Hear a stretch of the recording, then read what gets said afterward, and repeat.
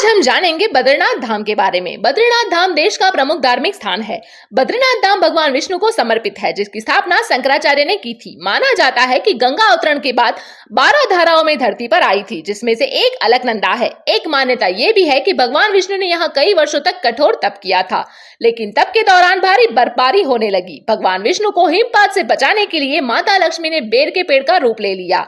तपस्या के बाद जब भगवान विष्णु को पता चला कि देवी लक्ष्मी ने उनकी रक्षा की हेतु उन्होंने कहा कि आज से मेरे साथ देवी लक्ष्मी भी बद्री के नाम से पूजी जाएगी।